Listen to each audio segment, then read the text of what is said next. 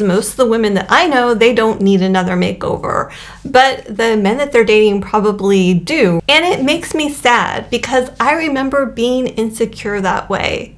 And the truth is that wasn't necessary because I've pretty much got my you-know-what together. And that's probably true for you too, because we've done the inner work. We have the spiritual practice. We have an actual, and besides the energy work, we've done all the physical work, right? We have a skincare routine, which is more than I can say for one of the guys that I dated.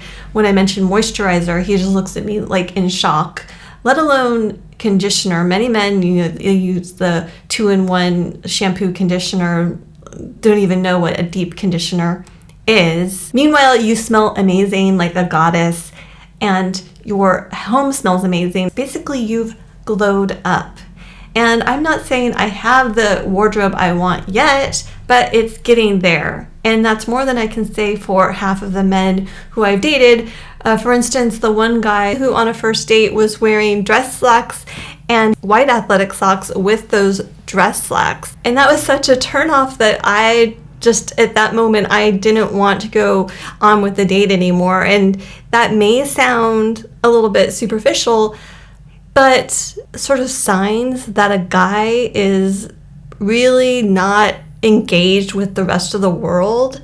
And we hear about that sort of like, if you won't accept me at my worst, then you don't deserve me when I'm at my best. Well, guys have kind of tend to be in this sort of like holding pattern where they're always at their worst. And their best is just a tiny fraction above that worst. So going back to experiences I had when I was younger and sort of nervous about my appearance and how especially men perceive me, I grew up with kind of wonky legs and basically at school being teased by the other kids. And so I used to have this like really big worry about a man that I was interested in seeing my legs. But I remember one summer it was so hot that I decided to wear a skirt anyway around this guy that I was seeing, and he went bonkers. He just couldn't get over that I was wearing a skirt and how amazing I looked. And that was a huge wake-up call that I was putting way too much pressure on myself to be so-called perfect, not realizing that the fact that I had legs was enough for him. Like, he thought they were awesome. And you know what? He's right. My legs are awesome. So if you're feeling insecure about some part about your physical appearance, it's really likely that the person that you are crushing on is never going to notice it, or it's just to him, it's what part of what makes you incredible and, something endearing to him. And it would never occur to him that there's anything wrong with any part of you, because the man that falls in love with you, you're a 10 in his eyes, no matter what it is that you do. And the fact is you deserve it, because as women, we are caring about our appearance. We smell good. We look good. Our wardrobes are pretty much there. But to be honest, my idea of the perfect wardrobe may not match the person that I'm interested in or that's interested in me.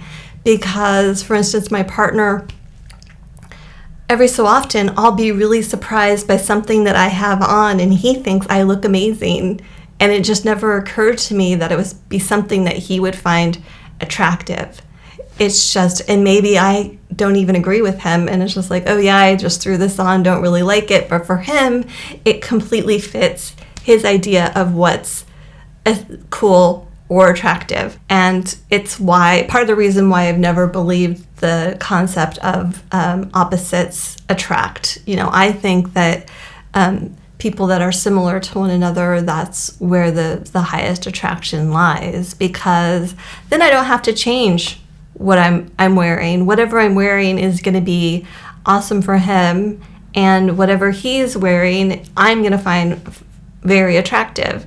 Now, I did date someone once who was basically like wearing the dad outfit. He wasn't a father, he'd never had any kids, but he had that sort of dad look down. Baggy jeans, baggy everything. It was really not attractive. And so we did a lot of shopping together, and I basically helped him with the makeover. And after that, he looked great. He was wearing, and this is what I liked at the time. He got a whole bunch of cashmere sweaters, started pairing them with t-shirts that fit him, and jeans that fit and that were like more styled. Changed his shoes up. Suddenly he was much closer to my ideal man. But you know what? He had other problems. He was a bit of a hoarder, so he had in every room of his house, he had stacks of boxes that he had never unpacked after years and years. So once he had the makeover, I think I made the mistake of offering to help him with his house and getting things unpacked and organized. And that didn't get far before I realized, you know what, I'm done with giving this guy a makeover. And that's really what this comes down to, is that if a guy needs a makeover, if he hasn't figured that out, we're well past the time when there used to be that trend of the metrosexual trend. It was considered so cutting edge for a man to care about his appearance. For guys that missed that whole phase, because now we're past that, and many men have realized that they also need to step up. It's not just women that are going to be so-called expected to care about their appearance and get their together.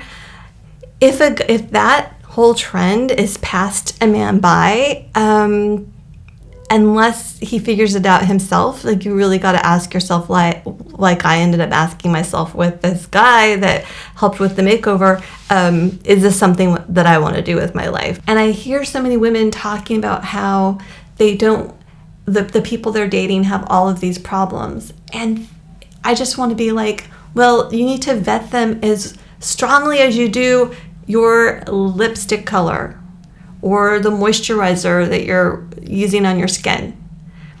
When we can have a high enough bar for the people that we let into our lives, the men that we let into our energy space, our hearts, and make that just as important, that's when everything improves. Because for one, just stop thinking of a man that happens to have gone on a date with you as someone that is, how do I put this?